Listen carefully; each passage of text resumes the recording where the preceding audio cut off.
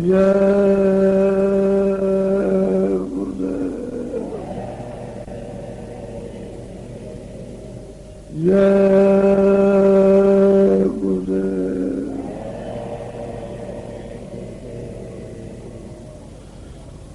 गुरुदेव नाम किसका, जय गुरुदेव नाम किसका।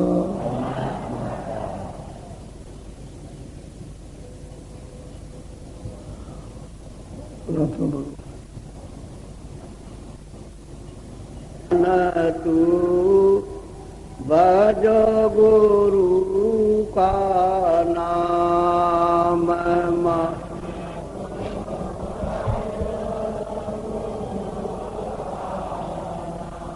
हम मन तू भजो गुरु का नाम।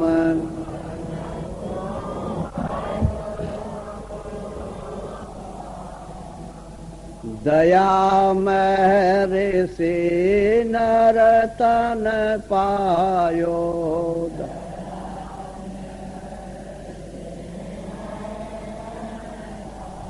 यो माति करना अभिमान,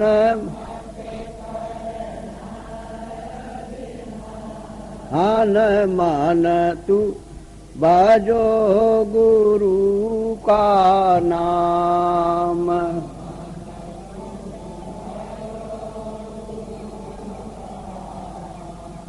एक दिन खाली पड़ा रहेगा,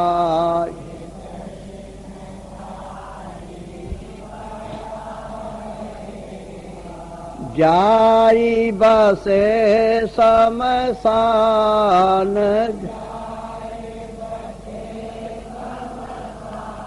हन मन तू भजो गुरु का नाम।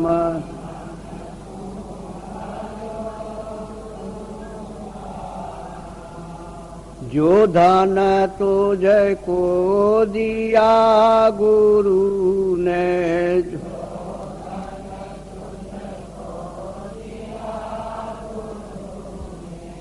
इससे कर कछु काम, हम मन तू भजो गुरु का नाम।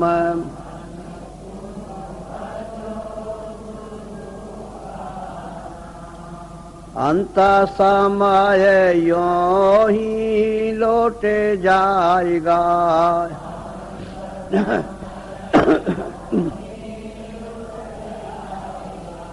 संग न जाई छदाम,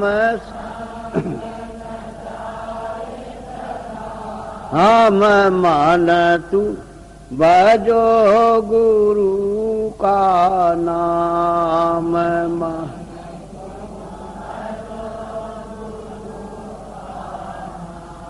यह संसार रहने का सुपना,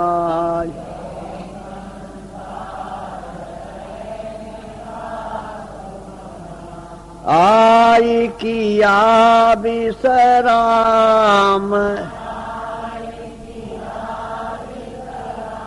हम मन तू भजो गुरु का नाम।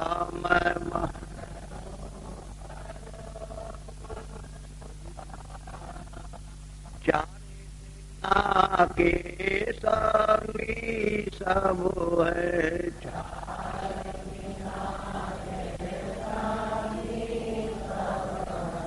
अंत न आवे काम, मैं मन तू भजो गुरु का नाम।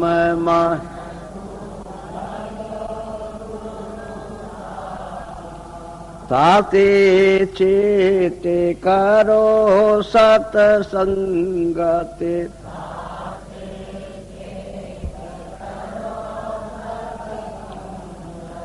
भजन करो आठो याम,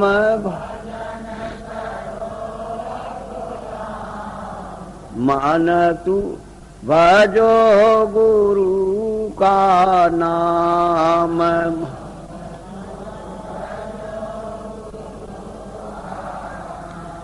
यही भजन तेरे संग चलेगा,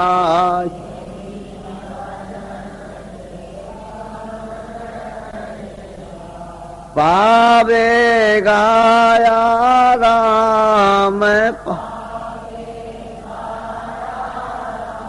हम मान तू भजो गुरु का नाम।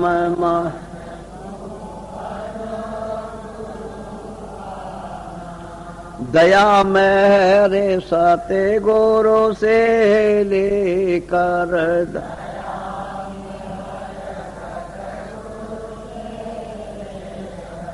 चढ़ो तेरा कोटि धाम।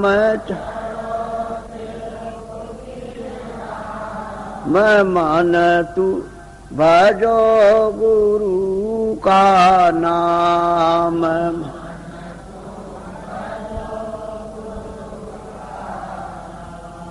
काल कर्म से बंधन छूटे,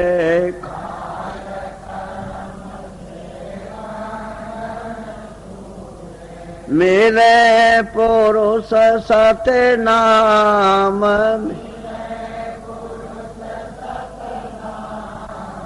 मान तू भजो गुरु का नाम।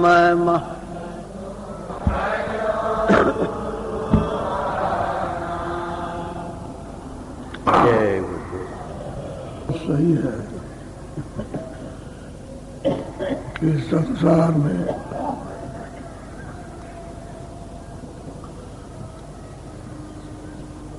हम मनुष्य है, बुद्धि रखते हैं, हमको बुद्धि मिली हुई है भूत भविष्य वर्तमान को सोचने समझने के लिए, और उससे हम लोग काम लेते हैं। लेकिन संसारी प्रपंचों को, संसारी चीजों को ये नहीं समझ पाते कि ये क्या है। हम ही बनाते हैं, हम ही बिगाड़ देते हैं और हम ही उसमें पड़ जाते हैं। अपनी बनाई हुई चीज में आप खुद फंसते हो। ये नहीं सोचते हो कि हमको किसने बनाया। ये सोचने लगो तब तो आपकी समझ में आ जाए। तो ये सोचते हुए कि हमको किसने बनाया, किसने पैदा किया। अपनी बनाई हुई चीज पर किस तरह से उसमें लिपटते हो कि छोड़े नहीं छोड़ते हो। इसी को कहते हैं अज्ञानता। पशु है, पंछी है, यहां मथुरा के किनारे पेड़ों पर तोते रहते हैं। सुबह निकलते हैं 200-100 किलोमीटर, 50-50 किलोमीटर जाते हैं दाना चुगने के लिए। इतनी दूर चले जाते हैं और दाना, लेकिन जो अपने बच्चे छोड़ गए उनका बराबर ध्यान रखते हैं। वो वहां दाना चुगेंगे, सब कुछ होगा और अपने यहां रख करके और ले आएंगे बच्चों को। और जहां जहां घोंसला है, जहां जहां घर है, उसमें सीधे जाएंगे। इतनी दूर जाने पर और जब लौटते हैं तो अपने अपने घोंसले में जाते हैं, अपने बच्चों के पास। वो पंछी है, उनको कितनी याद रहती है। और आप बुद्धि रखने वाले मनुष्य हो तो सब भूल जाते हैं, सब के सब। तो आपको क्या कहा जाए, मनुष्य कहा जाए, कुछ और कहा जाए। मनुष्य तो बुद्धि रखता है और वो पंछी होकर के अपना डेरा भी जानते हैं सबको। तो कहते हैं भजन करो आठों जाओ। उसका हर तरह से जब आप सही मतलब समझ लोगे तो बुद्धि का सही उपयोग करोगे, और नहीं तो बड़ा मुश्किल। जब आपको भेद बताया साधन भजन करते हो कि हमको भाई वहां जाना है, अपने घर में जाना है, रास्ते में ये मुकाम पड़ेंगे, ये टेके पड़ेंगे। मुकाम कहते हैं पढ़ाओ, विश्राम करने के पढ़ाओ। जब सुरतें उधर से उतार कर लाई गई हैं तो इन्हीं पड़ाव पर ठहराई गई। ऐसे नहीं कि पड़ाव से सीधे ही भगा दिया, बहुत दिनों तक रुकी और फिर वहां से तो स्थान दर स्थान जब लाई गई फिर नीचे उतारी गई। अब जब रास्ता मिल जाए, भेद मिल जाए, तो आपको क्या करना चाहिए? याद। काम कर रहे हो, लिखा पढ़ी कर रहे हो, पर उसको याद करते थे। रोटी खा रहे हो तो उसको याद कर लो। रोटी तो मुंह से खा रहे हो ना, हाथ से उठाया मुंह से खाया, लेकिन याद उसकी जब सो तो उसी की याद में सो जाओ। इसको कहते हैं आठों जाम। हर वक्त चलते फिरते खाते पीते, और जब कमाई शब्द की हो जाए तो शब्द 24 घंटे को जाए बात, 24 घंटे बोलता है, एक क्षण भी बंद नहीं होता। हर वक्त आवाज सुनाई देती, हर वक्त बाजे सुनाई देते, हर वक्त वाणियां आती। तो कहते हैं बराबर उनको सुनते रहो। यह 24 घंटे भजन करो, आठों जाम, 24 घंटे भजन करो, कभी छोड़ो मत। जब इस तरह की साधक की दृष्टि लग जाती है तो उसका सब कार्य, शरीर के काम का, उसका सबका परमार्थी होने लगता है, परमार्थी कार्य होने लगेगा। वो कर्म परमार्थी होने लगेगा, तो वो कर्म लिपायमान नहीं करता, आपको बंधन में नहीं डाल सकता। और जो इसमें लग करके करोगे उसको छोड़ करके उससे बंधन हो जाएगा। आपने पेट भरने के लिए, बच्चों की सेवा के लिए, आए गए के सत्कार के लिए वो कर्म किया है तो आपको बांधेगा नहीं, लेकिन अतिरिक्त जो कर्म करोगे तो आपको बांध लेगा। तो उधर से ध्यान हट गया, चिंतन हट गया, याद नहीं करते हो, और शब्द को आपने प्रकट नहीं किया, उस शब्द का साथ नहीं किया, तो 24 घंटे आठों जाम फिर आप नहीं कर सकते। तो भजन करो आठों। पहले जो है आपको, जब थोड़े लोग थे, बड़ा कमरा, बड़ा हाल, या किसी से घिरवा दिया कि भाई इसमें जो जिज्ञासु है इसमें आ जाए और बैठ जाए, इनको नाम दे दिए, नामदान दे दिए, तो आप नामदान लेते। तो ऐसा नहीं सोचो कि वो जो आकर के अंदर बैठ गए वो चले नहीं गए, उसमें से बहुत चले गए फिर कभी नहीं आए। आपने तो सोचा कि ये नामदान ले गए, नामदान ले लिया तो बस, ऐसा नहीं। चाहे ऐसे भर्ती करो, चाहे खेल के भर्ती करो, कैसे भी आप भर्ती करो, लेकिन जो चलने वाले हैं उनको पकड़ लेते हैं, और जो नहीं चलने वाले हैं उनको उम्मीदवार कि अब की जब आएंगे तब फिर मतलब यह है कि तुम्हारी परीक्षा होगी, फिर ले लेंगे। सत्संग सुनो, वो लोग सत्संग सुनते रहते हैं, फिर ले लेते। सत्संग से मजबूती, स्थिरता, पक्का धारणा, इच्छा जागती, लगन लगती है, तो सत्संग सुनने की बड़ी जरूरत है। ऐसे नहीं कि नामदान दे दिया बस हो गया, नहीं, सत्संग जरूरी है। और फिर भजन, तो सत्संग से भजन होगा, वैसे नहीं। तो कहते हैं कि भजन जो गुरु ने रास्ता दिया उसका भजन, जो जो आपको नामदान में जो बताया, जो युक्ति बताई, उसका भजन करो, इसको कहते हैं गुरु का भजन। दिया हुआ नाम भजो, वो तो अंदर का भेद बताया, उन्होंने अपना भेद तो कुछ नहीं कहा, वो तो स्थान स्थान का भेद कि भाई ये ईश्वर का भेद है, ये ब्रह्म का भेद है, ये पार ब्रह्म का भेद है, ये उनका भेद, ये सच्चे ये सत्पुरुष का भेद है, तो भेद बता दो। वो कहा मदद मैं करूंगा तुम्हारी, मैं यहां भी तुमको मिला हूं और जब तुम अंदर चलोगे तो उधर भी मिलूंगा। लेकिन ये है कि अंदर चलने के लिए हमारा तुम्हारा प्रेम हो जाना चाहिए। हम तुमसे प्रेम कर लें, तुम हमसे प्रेम कर लो, मैं तुम्हारा हो जाऊं, तुम हमारे हो जाओ, इसमें आसानी होगी।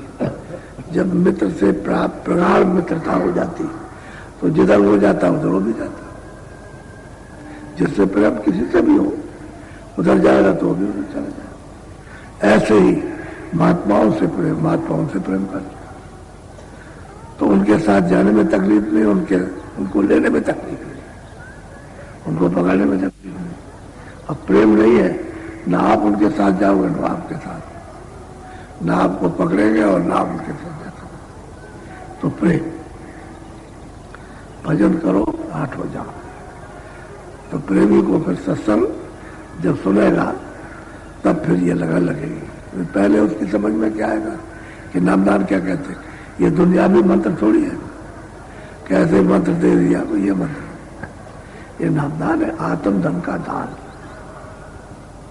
उन्होंने भेद बताया कि खजाना गड़ा हुआ है, अभी बैठ के तुम थोड़ा सा मदद करो निमित्त मात्र, तो हम साथ देते हैं, खुद जाएगा, खोद लोगे और प्रकट हो जाएगा।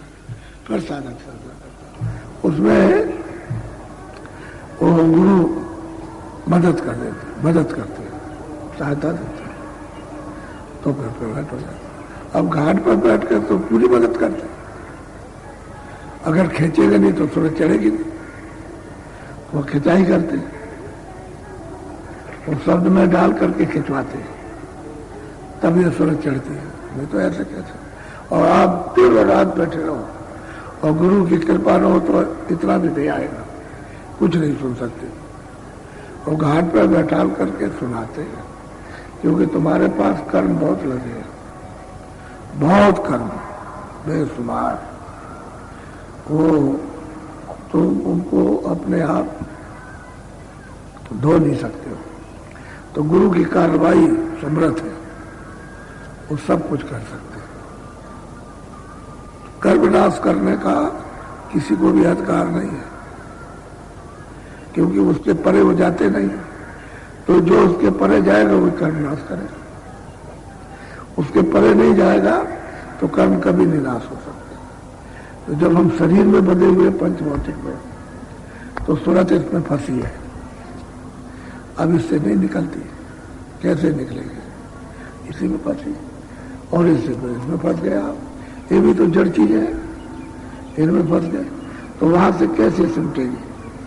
नहीं निकलती। लेकिन जब भजन करते हो तो धीरे धीरे धीरे धीरे वो सिमट करके सब यहाँ आती, तो कहते हो हमारा ये सब सुन हो गया, सुन हो गया, इधर का कुछ ख्याल नहीं रहा। जब भजन बनने लगता है और आवाज सुनाई देने लगती है और दिखाई देने लगता है, तो इधर का सब ध्यान टूट जाता है, सब हट जाता है, फिर उधर हो जाता है, तो सिमटाव होता है। जब सिमटाव होता है तो कहते हैं ये सब काम नहीं करता, ये बिल्कुल ऐसे हो जाते हैं जैसे मुर्दा, जैसे इनमें कोई जान है ही नहीं, निरस। अब चेतनता रहेगी तब तो एक उम्र काम करेंगे, हरकत करेंगे, और चेतनता नहीं रहेगी तो हरकत नहीं होगी, तो सिमटाव होता है। तो दोनों आंखों के जब सूरज सामने सिमट कर जाती है, शरीर से बाहर हो, शरीर के बाहर दरवाजे पर आ गई सिमट करके, और फिर यहां से फिर गुरु मदद करते, ताकि जब वहां मदद करते हैं तो शब्द सुनाई देता है, उसको पकड़ते हैं, दिखाई देने लगता है। तो जब ऊपर की तरफ जब चढ़ती है तो शरीर से अलग हो गई, उसका भी एक नाका है, यहां से यहां तक शरीर की हदबंदी, इसके बाद नहीं। तो सूरज जब उधर हो गई तो उधर लिंग शरीर है, क्योंकि इसी में वो फिट है। स्थूल शरीर के अंदर में लिंग शरीर, और लिंग शरीर के अंदर में सूक्ष्म शरीर, और सूक्ष्म शरीर के अंदर में कारण शरीर। तो जब ऊपर से जब सूरत आई है तो उसने कारण शरीर कपड़े को पहरा, और जब नीचे उतारी गई तो सूचम, तो त्रिकुटी में कारण, वहां इसको कारण कपड़ा पहरा दिया गया, ऐसे झिल्ली डाल दी।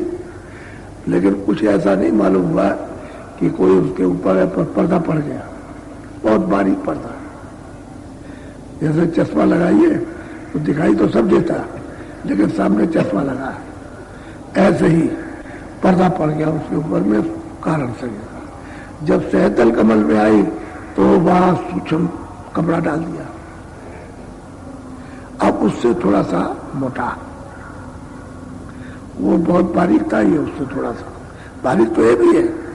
और जब नीचे उतारी गई सहतल कमल से नीचे, तो स्वर्ग वैकुंठ में इस पर लिंग कपड़ा डाल दिया, अब वो उससे भी ज्यादा मोटा है। और जब यहां पिंड में लाई गई तो ये स्थूल 4 कपड़ों में बंध है, ये स्थूल है, लिंग है, सूक्ष्म है और कारण है। तो अब उसमें अब वही कपड़ा इसमें आ गया, तीनों इस तरीके जब निकलेंगे तो बस अपना अपना छोड़ेंगे, ये छोड़ देगा फिर ऊपर में लिंग छोड़ देगा, फिर ऊपर में सूक्ष्म छोड़ेगा और त्रिकुटी में कारण छोड़ देगा। जब कारण छोड़ देगा तो सूरज आजाद होगा कर्मों से, चाहे पाप हो चाहे पुण्य हो, कुछ भी हो, कोई कर्म सबसे अलग हो जाएगा, तब तो गुणातीत हो जाएगा, इन सबसे परे हो गए। फिर वो जब परे हो जाएंगे तो शब्द की धार में हो जाती है। इतने कपड़े कोई पार करने वाला हो तब तो उनके कर्मों को माफ कर सकता है, और पार नहीं आता जाता है तो माफ नहीं कर सकता, वो भोगेगा, वो बच नहीं सकता। तो कहते हैं कि ऐसे समृद्ध पुरुष की जरूरत है कि वो मिल जाए सौभाग्य से। अभी तो अपने अपने भाग की बात है कि जीव वहां तक पहुंच जाए सोच समझ करके, कुछ अपनी बुद्धि तो कम से कम काम में ले, तो सोच ले तो वहां तक पहुंचे तो काम बने। तो घाट पर बैठ करके तब मतलब यह है कि फिर गुरु कार्रवाई करते हैं, क्योंकि बाहर में बगैर दरवाजे के गुरु की कार्रवाई नहीं हो पाती। तो वास्तव में जो दया लेना चाहिए वो दया नहीं मिल पाती, क्योंकि घाट पर सुरत नहीं बैठी। अब ये घाट को छोड़ के मन इसको बुद्धि और चित्त खींचे खींचे इंद्रियों के दरवाजों पर, भोग विलासों में, तमाम वासनाओं में, इसमें ये लिप्त है तो भागता फिरता, कभी आंख पर, कभी कान पर, कभी नाक पर, कभी किसी पर, कभी इंद्री पर, कभी इधर कभी उधर भागता फिरता है। 9 दरवाजे उन पर चारों तरफ, तो स्थिर होता नहीं है, तो कार्रवाई नहीं हो पाती। जब उसको घेर के ले आएंगे और दोनों आंखों के सामने तिल पर जब उसको एकाग्र करेंगे, एकत्रित करेंगे, तो कार्रवाई शुरू कर देंगे। इसीलिए जोर देते रहते, कुछ करो कुछ करो कुछ करो, चेत के करो, कुछ थोड़ा सा 2 मिनट रोको, 4 मिनट रोको, 10 मिनट रोक लो, थोड़ा रोकने की कोशिश करो, तो ये भागता रहता। तो असल में बात यह है कि आप में भूख नहीं है, प्यास नहीं है, अभी दर्शन दीदार की, इस जगत से छुटकारा पाने की अभी आपके अंदर तड़प नहीं है, उसको पाने की प्यास नहीं लगी, उसी में देर होती।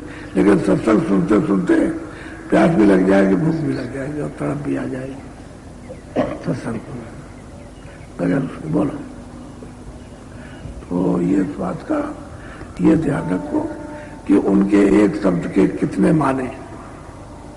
एक ही शब्द लीजिए तो उसको कहते नहीं आप, और उसका पूरा नहीं होगा। इसलिए भजन करो, जो गुरु ने नामदान दिया है उसका भजन। घाट पर बैठ करके, और तो मतलब यह है कि जो सो गया है, आप सो गए उसकी तरफ से, तो आप धीरे से लग करके जाग जाओ। शब्द तो हो ही रहा, नाम तो हो रहा, नाम तो कभी बंद होता नहीं है। वो तो तुम्हारे ऊपर में पर्दे पड़े हुए, इसकी वजह से अचेत हो गए। अब गुरु चिता लेंगे, वो जगा लेंगे, लेकिन बैठे तो रहो सामने, सामना मत छोड़ो, इधर उधर हो जाओगे तो फिर बड़ा। तो सत्संग मुख है, बगैर सत्संग के कोई नहीं जान सकता, किसी को नहीं मिल।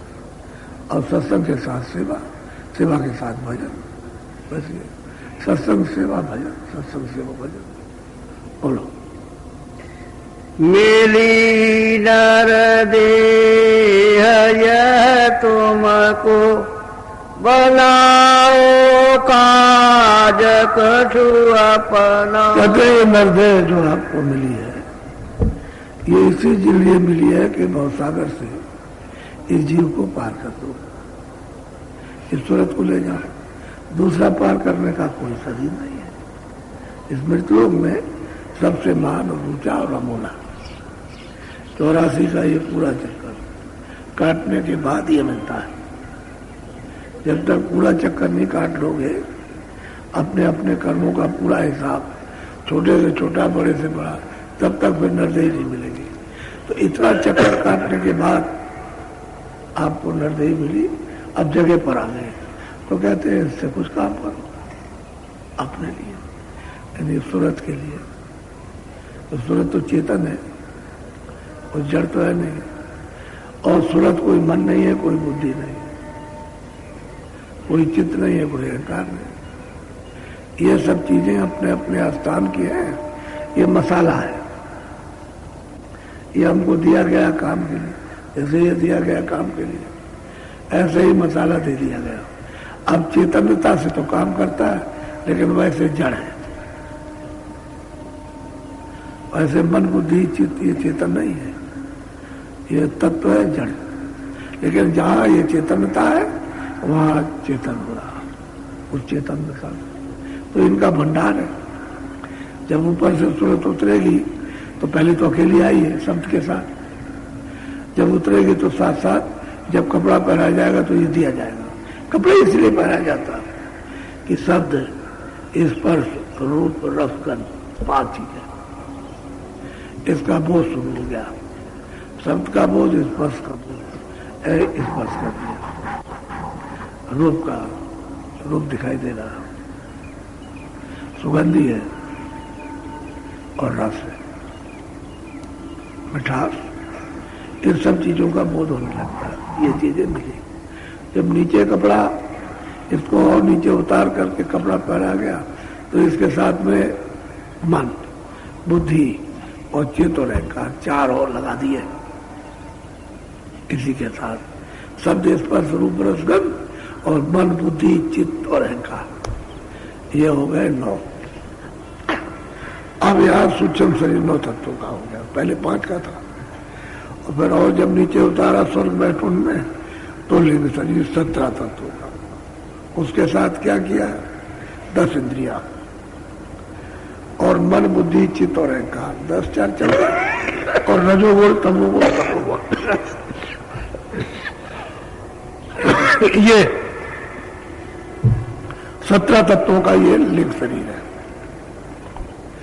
और जब यहां मृतलोक में यहां उतारा तो खाली 5 तत्व, जल, पृथ्वी, अग्नि, वायु, आकाश, उसका ये खोल है, ये यहां का। तो कहते हैं मिली नरदेह तुमको अब की बनाओ कुछ काज अपना। कहते हैं अपना काम कुछ करो, तुम जिधर से आए हो उन्हीं को उलट चलो। लेकिन उल्टोगे कैसे, कोई जानकार उल्टा हुआ मिले, कोई जानकार अनुभवी को मिल जाए तो उसके पास जाओ। अब खोज करते रहोगे कोई तो नहीं मिल जाएंगे। अगर कोई आदमी निकले कि भाई मैं चलता हूँ कहीं खोजूंगा, तलाश करूँ, तो उसकी खोज व्यर्थ नहीं है, वो वहीं जाके रुकेगा। मुझे मालूम है जब मैं खोज रहा था तो एक त्रिकालदर्शी पंडित मिले, कह लगे देखो मैं त्रिकालदर्शी हूँ, मुझसे जो पूछना हो पूछ लो। तो हमने कहा महाराज हम कुछ पूछना तो कुछ नहीं चाहते, आप ईश्वर बताइए। कह देखो असली बात यह है कि तुम ये हो, बता रहा हूं। तो मुझे उनके बताने पर बड़ी श्रद्धा हुई। तो उन्होंने साफ कहा कि देखो ऐसा है कि जिस चीज की तुम तलाश करते हो वो मेरे पास नहीं है। वैसे मैं तुमको त्रिकालदर्शी को बता दूंगा, लेकिन वो चीज मेरे पास नहीं, तो मेरे पास तुम रुक नहीं सकते हो, तुमको दूसरी चीज की तलाश है। और ये बता सकता हूं कि कितने दिन में मिल जाएगी, 6 महीने के अंदर में आपको मिल जाएगा, ये उन्होंने बताया। तो बस कह लगे आप ऐसे ही आप सब जगह ऐसे ही तलाश करते रहो, खोजते रहो, और वो 6 महीने के अंदर आपको मिल जाएगी, हम बता देते आपको। लेकिन मेरे पास नहीं है, और तो मेरे पास रुक भी नहीं सकते हो। मैं अगर रोक लूँ तो नहीं रुकोगे, क्योंकि वो चीज़ है नहीं हमारे पास, और 6 महीने मिलेगी। तो तलाश करते करते करते 6 महीने पूरे नहीं हुए और स्वामी जी महाराज मिल गए। सही बताया था। कहने का मतलब ये है कि खोज करते रहो, और जो चीज की खोज है आपको नहीं पता है कि मैं क्या खोज रहा हूं, लेकिन वो मिल जाएगी, कि वो तो महापुरुष काम करते रहते हैं। दर्शन पार भी, और वो सत्य देश में जाते हैं, पूरा मतलब रोज हाजिरी देते हैं वहाँ, और वो सबको जानते हैं, उनको कोई नहीं जानता, वो कभी प्रकट होते भी नहीं है, और जब से सुनते आए तब से वो आए, और बराबर संभाल करते रहते। ये उन्हीं की तो कृपा है जो प्रकट संतों को भेजा गया। अगर सत्पुरुष के दरबार में ये सब चीजें पेश न करते तकलीफों की, तो जीवों को तो कभी मौका मिलता ही नहीं घर जाने का, पता ही नहीं लगता कि घर कहाँ है। तो उन्हीं की दया हो गई, तब फिर सत्पुरुष ने वहां से फिर संतों को भेजा, जाओ प्रकट हो करके और रास्ता इनको बताओ, मदद करो, ले आओ। और उनको तब भी है, उनको कोई नहीं पहचान, क्योंकि वो ये काम तो करते नहीं, और उनको कोई पहचान नहीं सकता। कहीं ऊँट चलाएंगे, कहीं कुछ करेंगे, कहीं कुछ ऐसा, ये सब दिखावटी वो करते रहते हैं, कोई नहीं जानता, और जानते सब कुछ नहीं छुपा उनसे, क्योंकि रोज दरबार में हाजिरी देते और सबके पास जाते हैं, खुदा के पास भी और रब के पास और अल्लाह के पास, और ऊपर जाएंगे उसके पास लौट के आएंगे, लेकिन उनको नहीं कोई पहचान। इतना ही लोग जानते हैं कि बहुत सीधे है बस, इसके अलावा और कुछ नहीं। और प्रगट जो संत होते हैं उन्होंने ये काम ये बताते हैं रास्ता और मदद देते हैं। बोलो। पाँचों माते आई इस जग में, जानियो रहने का सुपना। क्यों इस जगत में आकर के फंसते हो? अरे भाई जितना कम अपने को फंसो उतना अच्छा। तो तुम ये सब देख रहे हो जो कुछ, ये सब रात्रि का स्वप्न है। सही बात यह है कि रात को सो जाओ तो सब कुछ न कोई राजा है, न कोई रैयत है, न कोई धन है, न दौलत है, न बच्चे, क्योंकि सो गए। तो रात्रि का जब उठे वो तो है बात। एक गरीब होता है कि मैं फलाने मुल्क का बादशाह हूं और सब मेरे हुक्म में चल रहे। रात को स्वप्न देख रहा और सुबह उठा रुपये। ऐसा ही है, राजा है, रात को सो रहा और फकीर हो गया, हमारा सब राज का सब चला गया, कुछ नहीं बात। और आँख खुली तो जैसा का तैसा। कहने का मतलब ये सब रात का, दिन का भी स्वप्न है और रात का भी स्वप्न। दिन देखो रात को सो खत्म, रात को देखो दिन में जब वो खत्म। तो ये रात्रि का स्वप्न है पूरा का पूरा। इसमें कुछ भी पढ़ने वाला नहीं अपने हाथ। ये सब भ्रमी भ्रम, और मतलब यह है कि फंसना ही फंसना है और मिलेगा कुछ नहीं। वो तो हिरन जब दौड़ता है रेतीले मैदान पर तो सोचता है कि अभी पानी भरा, ऐसा मालूम होता है पानी भरा तो बड़ी चौकड़ी लगाता, आगे जाता नहीं। फिर देखता कि अभी ये आ गया पानी और भगेगा। प्यास के मारे वो भागता है, पानी नहीं मिलता। इसी तरह से मनुष्य शरीर में ये जीव भाग रहा है। ये मन के कहीं मिल जाए हमको, तो कहीं नहीं मिलता, चारों तरफ भागता। तो कहते हैं फंसो मत जाल। ये सब रात्रि का दिन का स्वप्न है। इसलिए कुछ करो अपना काम। नरदेव बड़े सौभाग्य से ये जुगों जुगों के बाद अब की आपको दी गई, इसीलिए कि अब की भजन कर लो और सूरज जहां से आई है वहीं पहुंचा दो इसको। ये करो, नरदेवी को बर्बाद मत करो। बोलो। देह और गृह सब झूठा, वर्म में काहे को खपर। कहते कि ये देह और देह संबंधी सामान, कहते दोनों झूठे। तो कहते हैं क्यों इस भ्रम में पड़ते हो? जिसने ये अमूलक चीज दी है और सूरत बैठी है, उससे कुछ काम कर लो उसके शरीर से, ये भी झूठा। और ये सब जो लगाव रखे हैं, जो आपने ये जो, वो भी झूठा। नहीं ये तुम्हारे काम करना, वो तुम्हारे काम कर, एक भी काम कर। सब कहते हैं कुछ अपना काम करो, अपना भरम में क्यों फंसते हो? महात्माओं के पास सही बात है, भरम में खाली ये उद्देश्य रखना कि इसकी हिफाजत करना, कपड़ा दे करके, खाना देकर, पानी दे करके, गर्मी सर्दी बरसात से बचाकर, इसलिए कि इसमें सूरत बैठी है। तो ये अगर खराब हो जाएगा तो सूरत भजन नहीं कर सकती, इसलिए इसकी मलहम पट्टी करना, इसको निरोगी रखना। तो आप उतना ही इस्तेमाल करो जितनी जरूरत, ताकि ठीक रहे, रोगी ना होने पाए। और संयम तोड़ दोगे तो रोगी हो जाएगा, और संयम से रहोगे तो स्वस्थ रहेगा, तो भजन बन जाएगा। आपको तो शरीर को निरोगी रखना चाहिए।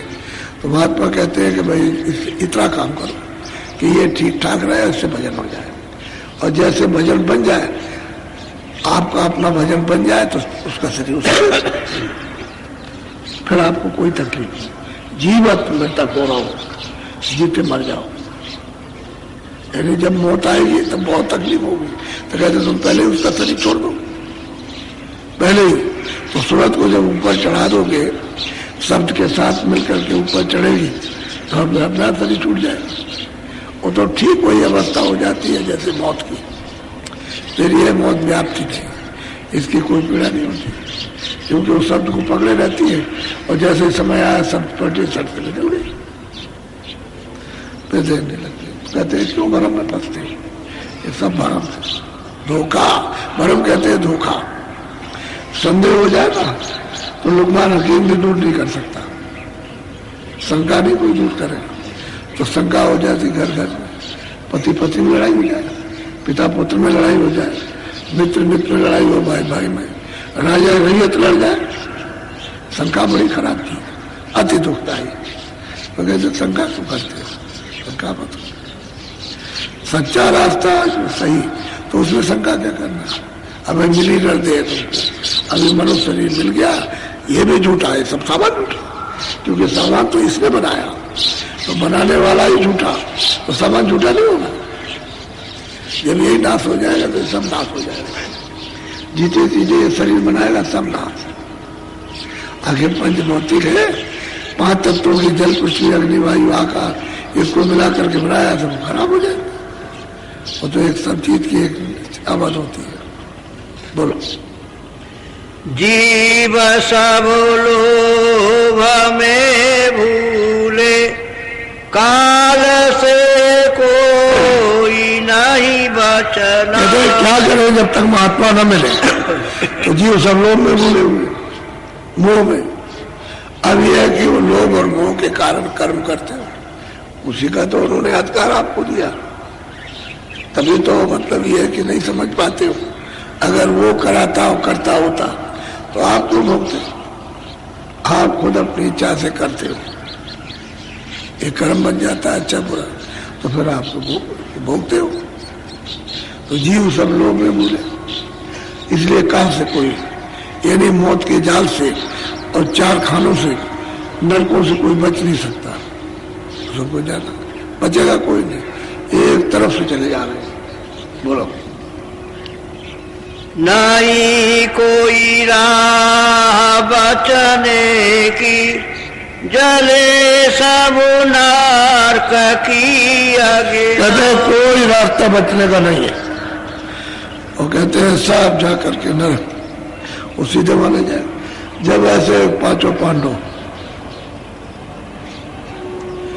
जब ये महाभारत हो गया तो उन्होंने रोक दिया, कृष्ण ने रोक दिया कि तुम ठहर जाओ, किसी को मत ले आना, पीछे से आना। तो उनको रोक दिया कि सब जाने वाले थे उसमें, जहां 56 करोड़ यदुवंशी मारे जाने वाले थे, वहां सब जाते। तो उनका ठहर जाओ, फिर उनको पीछे आना, तो उनको रोक दिया। अब वहां गए तो वहां कितनी देर लगती? वहां तो सब सामान सब तैयार, बस जरा सा बस क्या पूछना, घास उखाड़ी और उसने उसको मारा, उसने उसको मारा। कौन मामा चाचा भतीजा कौन देखता, अपन पैर से ऐसे चलाया तो गर्दन किसी के हाथ तर कट के 56 करोड़ देखते देखते सट से खत्म हो गए। तब उन्होंने कहा कि देखो बोलो, पांचों पांडव द्रौपदी के साथ सीधे चले जाए हिमालय में, उनको मनुष्य मारने की हत्या लगी है, सीधे जाए और बैतरनी नदी है उसमें एक एक करके डूब कर उसी में गल जाए। तब ये जब उस मैदान में गए तो किसी का धार खून की नदी, ये सब, किसी का कुछ, किसी के हाथ, किसी के पैर, ये सब। तो एक दिन पहले श्यार और श्यारन बात कर रहे थे कि चलो वहां मुर्दा पड़ा हुआ खाएंगे, के लिए। श्यार बोला है क्या करोगे जाके, आज व्रत कर लो, बड़े बड़े सूरवीर कल यहाँ मैदान में गिरेंगे, खूब खाएंगे, कल है, कल त्योहार मनाया जाएगा। अरे क्या मुर्दे को सड़े को खाते हो, जिंदा को खाएंगे, सामने गिरेगा तो खूब खाएंगे अच्छी तरह से। तो दोनों व्रत करते रहे और इन पशुओं को इतना मालूम कल क्या होगा, उनको इतना ज्ञान है। बिल्ली अपने बच्चों को लेकर गांव से बाहर चली जा रही हो और कोई आदमी देख ले तो गांव पर भारी घटना होने वाली, फौरन छोड़ दो, फौरन छोड़ दीजिए, क्योंकि वो बच्चों को बाहर लिए चली जा रही गांव से बाहर। ये पशु भी आपको बोध कराते हैं कि घटना होने वाली है और आप उसको भी नहीं समझ पाते तो कोई क्या करेगा। कहते हैं नहीं कोई राह बचने की, जले सब नरक की, सब के साथ एकदम चले जा रहे हैं। अब उससे बचाएगा कौन? अब तो कर्म का है जो किया। और फिर आज के वक्त में कौन बचा सकता? अब तो आपको पता ही नहीं कि कौन अच्छा कर्म है, तो जो आप कर रहे हो तो कर, ये भजिए बचा। और उसके लिए क्या है, वो तो एक खेल है उसका, 3 लोग के मालिक का, क्या बिगाड़ने में देर लगती है? ये देर तो जीवों की है कि जो वहां से आए हैं और यहाँ रात और दिन, मतलब यह है कि किस तरह से वो यातनाएं भोग रहे और कोई उनके लिए बचाने वाला नहीं, हमदर्द नहीं है। अब ये तो उनको क्या है, और तो शासन कर रहे हैं, उनका तो एक खेल ही है जीवों को फंसाने का ताकि आगे न जा सके, और उन्होंने रोक लिया। अब कोई बच सकता है, वह महात्मा मिल जाए तो बच जाएंगे, तो बचने वाला कोई नहीं। बोलो जलेंगे आगे में निस दिन बहुरी भोगे जन्म। और कहते हैं कि नरकों की आग में, हाँ वो मैं कह रहा था कि जब उन्होंने पूछा कि भाई हमको क्या आदेश कर गए, कह रहे तुमको मनुष्य मारने की हत्या लग गई, किसी को मुंह मत दिखाना और सीधे चले जाओ मुंह ढक करके और सब के सब नदी में गिर जाओ। सब गए। जब वहां गए तो वहां एक एक करके जब नदी में गिरे तो हमने भी वहां देखा जाकर, उंगली को ऐसा डालिए बस एक खड़ी उंगली हो गई, उसको ऐसे नहीं कर सकते, इतना ठंडा पानी है। जरा सा पानी सिर पर डाल लिया तो जैसे कि कोई सब्जी चौंकते हैं ऐसे चुंड से हो गया, कुछ पता नहीं, इतना ठंडा पानी। तो जब वो नदी में गिर गए तो देर क्या लगती है, गल गए। अब एक एक करके गिरे, सब गल गए सब, और सीधे नरक हो गए। यानी कृष्ण के साथ उपदेश सुनते रहे, आगे पीछे चलते रहे, कभी उन्होंने रथ चलाया कभी उन्होंने, और बैठे रहे एक दूसरे, और जब मृत्यु हुई तो सीधे नरक। तो जब कृष्ण के साथी नरक को जा सकते, आपने तो कृष्ण को नहीं देखा। एक सोचने की चीज है, आपने तो राम को नहीं देखा। आपका क्या होगा? जो उस समय के लोग जा रहे साथी, उपदेश सुनने वाले, उनके दर्शन करने वाले, वो चले जा रहे हैं। तो अब बताइए, अब ये सोच विचार सब खत्म कर दिया। क्यों? लोभ और मोह। लोभ में सब खो डालते हो, लोभ आया तो कुछ नहीं, सब कर्म धर्म सब खत्म हो गया। तो लोभ ने सब बर्बाद कर दिया। लोभ से ज्ञान नहीं होता, इसलिए कहते हैं ये सब।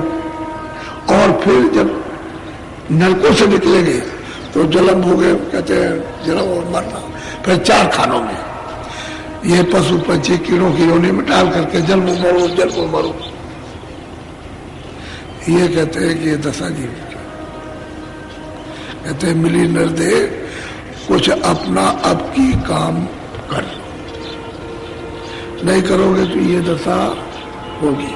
बोलो, ये महापुरुषों के सत्य वचन है, इसको कोई काट नहीं सकता।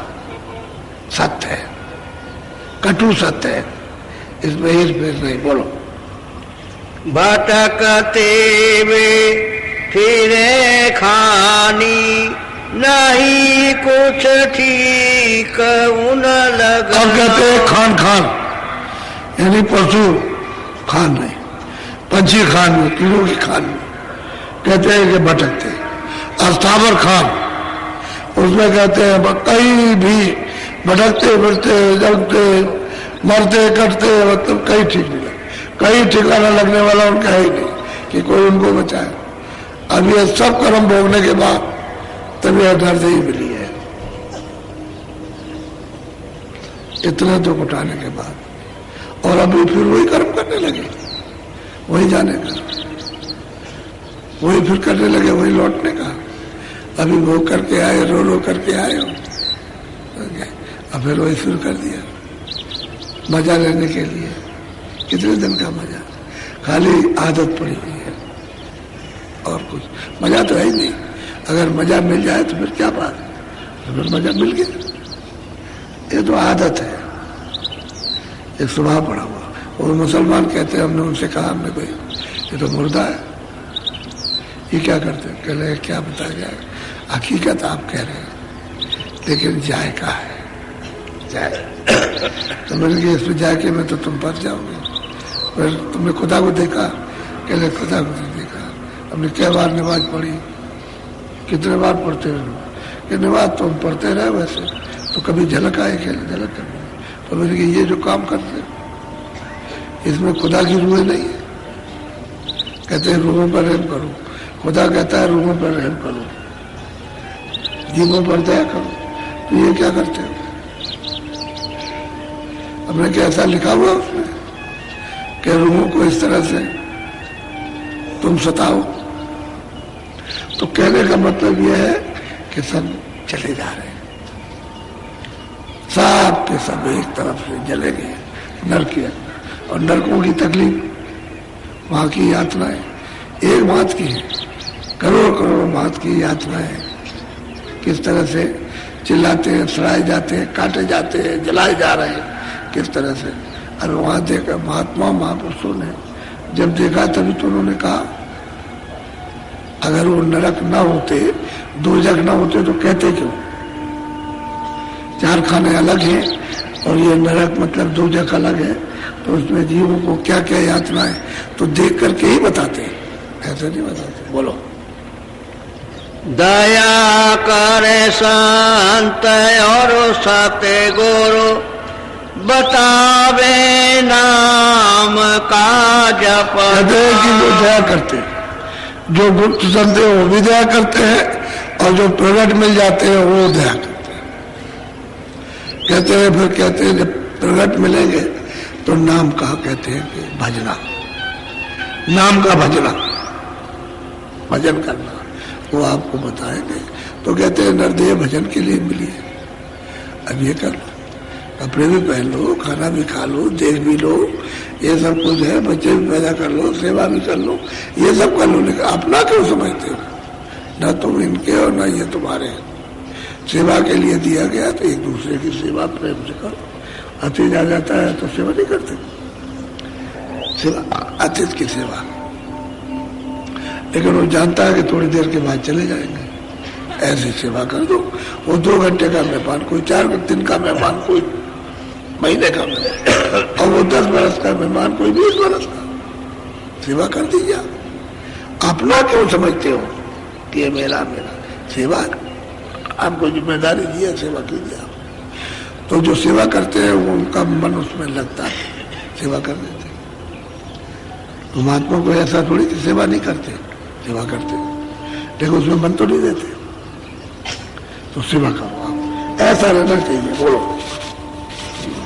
न माने जोक्ति यह उनकी सूरत और शब्द का और वो कहते हैं कि भाई महात्मा कहते हैं भाई तू अपना काम कर ले, तो ये उनकी जुक्ति नहीं मानता कि जिससे कि सूरत शब्द को पकड़ के निकल चले, अपने घर में, अपने वतन में, अपने देश में, अपने धाम में पहुंच जाए, वो काम नहीं करते, वो इसी में लगे रहते, इसी को मुख्य समझते हैं। तो समय निकला जा रहा है, क्या है समय निकला जा रहा है, जवानी का जोश खत्म हो गया बात, फिर क्या, वे तो कुछ कर ही नहीं सकते। अभी तो कर सकते हो, लेकिन जवानी गई, बस पर गई। अरे पहले कुछ कमा के रख लो तो बुढ़ापे में खर्च कर लेना, कमा के रखोगे तो काम आ जाएगा, तब तुम्हारे काम आएगा। और कमाई कुछ नहीं करोगे, रहेगा नहीं, तो फिर क्या करोगे आप? बोलो। बिना सतगुरु बिना करनी छूटे नहीं खाने का। ये बात सत्य है कि बिना करनी और बिना सतगुरु, सदगुरु नहीं मिलेंगे तो करनी आप नहीं कर सकते, उन्हें भजन नहीं कर सकते, रास्ता आप नहीं जान सकते। जब सदगुरु मिल जाएंगे भेदी, तो जब बताएंगे रास्ता, तो आप तब भजन करोगे। करनी कहते हैं भजन को, तभी सूरज शब्द के साथ जुड़ेगी, क्योंकि शब्द का भेद बताएंगे। नाम का जब भेद देंगे तो फिर सूरज शब्द के साथ जुड़ेगी। और अगर नहीं मिले और नहीं करने की, तो ये खानों का, 4 खानों का, 84 लक्ष योनियों का और नरकों का ये फेरा नहीं छूट सकता, ये लगाना ही पड़ेगा सब जीवों को। अभी आए मनुष्य शरीर पे, जा रहे वापस लौट, वो तो रास्ता खुल गया, सीधे उधरी को जा रहे, चले जा रहे हैं, उनका तो कोई ध्यान है। तो कहते हैं बिना सतगुरु और बिना करनी छूटे नहीं खान का फेरा, 84 का नरकों का ये फिर से फेरा बचेगा नहीं, जाओगे। ये फैसला है उनका, ये सत्य है, असत्य इसमें कोई गुंजाइश नहीं। बोलो। हाँ। कहाँ लग मैं कहूँ न को कोई नहीं मानता कहना। अब वो संत जब आते हैं तो कहते हैं मैं क्या करूं, क्या कहूं। मैं इनको बहुत समझाता हूं कि भाई आगे बहुत तकलीफ से भोग के आ रहे, फिर जा रहे हो, फिर तकलीफ उठाओगे, फिर लोगे, तुम्हारी कोई सुनेगा नहीं। कहते कोई मानता नहीं, भागे चले जा रहे हैं। ये इन्हीं भोगों विलासों में, इसी मोह ममता में, इसी में चले जा रहे हैं, लोभ में, और फिर गिर जाएंगे जाकर। तो इनको कोई निकाल नहीं। अब यही तो है कि उसने तपस्या करके जीवों को मांग लिया। अब मालिक जो है ऐसे नहीं ले सकता, क्योंकि आपने दिया है उसको।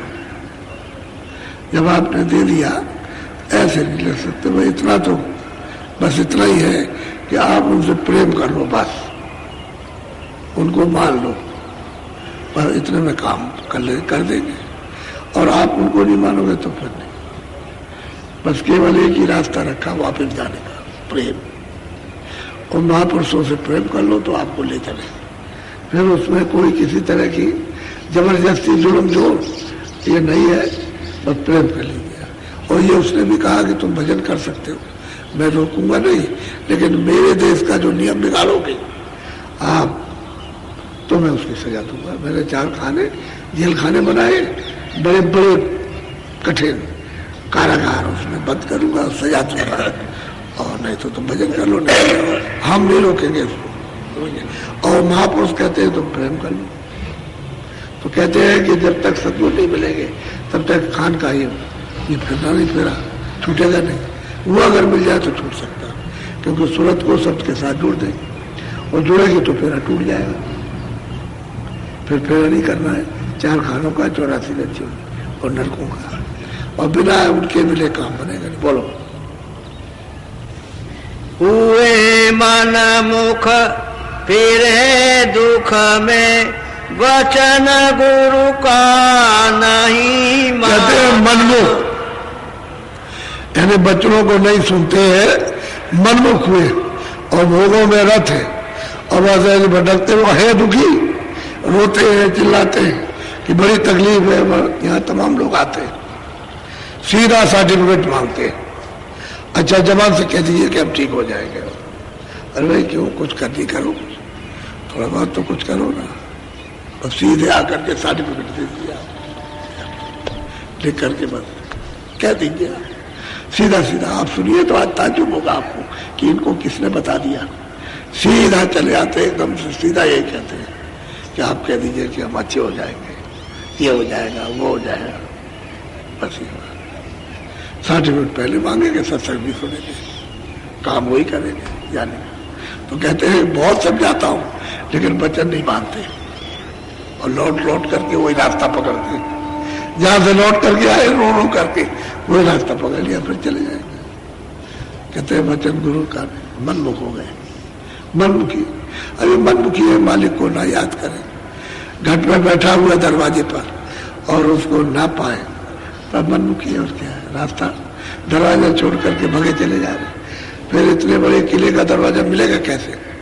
आपकी नरदेही में तो मिल सकता है, अब फिर नरदेही में चले गए तो वहां कहां से कैसे पकड़ोगे दरवाजा, अंदर कैसे प्रवेश करोगे? तो जब जब नरदेही मिली द्वार पर बैठा दिया, ये दरवाजा है पौसागर से पार जाने का, तो आपने दरवाजा वही बैठे हो भाई, और फिर उसी तरफ को चले गए, दरवाजे के अंदर नहीं गए, किले के बाहर ही रह गए। फिर कर्मों में फंसा दिया उसने, और कर्म करता तो अपना काम करेगा, क्योंकि सैदल कमल में ईश्वर ने, निरंजन भगवान ने ब्रह्मा विष्णु महादेव को सब दे रखा है काम,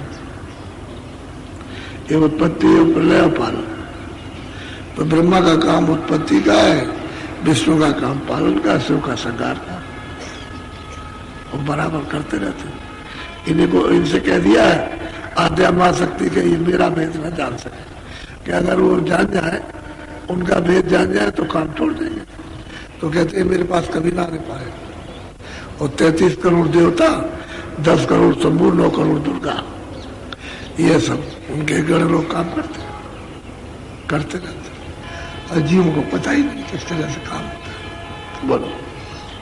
फिकिर नहीं जीव का अपने, पड़ेगा नरक में फूकना। कहते हैं कि अपने अपने जीव का इनको किसी को भी फिक्र नहीं है, जरा भी चिंता नहीं। इतना महात्मा चिताते, जगाते, होशियार करते, सावधान हो गए, चले जा रहे हैं, फिर को सुनते ही नहीं है, और रो रहे और चिल्ला रहे, बड़ी बड़ी तकलीफ हो गई, ऐसी ऐसी तकलीफ, और दवा वाली काम कर रहे हैं सब। जिसके पास बैठ जाइए आग बरसाएंगे, मर गए, कोई दवा नहीं लगती, सब जगह वो आए, लाखों रुपए कितने खर्च कर दिए, अब ऐसा बता दीजिए बस बिल्कुल ठीक हो जाए मुझसे, और रो रहे। और मतलब ये है कि देखना सब धन दौलत सब कुछ क्या धन करेगा, कर्मी ऐसा किया कुछ है। कहते हैं मतलब भगे चले जा रहे हैं, धीरे जा रहे हैं, और रो रहे चिल्ला रहे हैं। तो कहते हैं फिर नरकों में फूको, फिर चलो जाकर, फिर वहां पढ़ो, फिर जमदूत, उसी को कहते हैं फरिश्ते। और जमदूत कम जालिम, बहुत जालिम, तो इसलिए इनको पता ही नहीं कि क्या। बोलो। समझ कर धार लो मन में, कहे गुरु प्यारे निज बचना। कहते भाई समझ करके अपने जीव का कुछ फिक्र करो, कुछ चिंता करो कि भाई रुक जाए, किसी तरह बच जाए। और अब कुछ नहीं है तो कहते हो तो निज बचन महापुरुष कहते हैं कि भाई तुम्हारी दुर्गा तो होगी, अभी मान लो कुछ नरदेही में कुछ भजन कर लो। रास्ता कहते हैं हम बताएंगे, वो मदद करेंगे, रास्ता हम सीधा बताएंगे, मदद करेंगे, उसमें तकलीफ नहीं होगी। उसमें लेट के करो, बैठ के करो, खड़े होके करो, टट्टी कहीं नहीं समय मिले तो टट्टी में करो, वहां भी बैठ के भजन कर सकते हैं।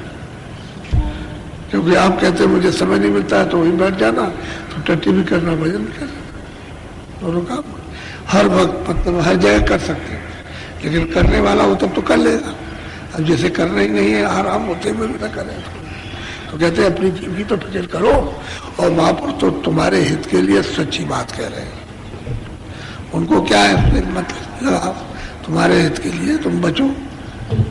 अब वो तो भाई उसका देश है काल का, तो उसके देश में ये नहीं कि भाई वो कसाई हो जाएंगे हमारे साथ शक्ति की, तो कोई शक्ति नहीं करते, वो तो प्यार करते हैं।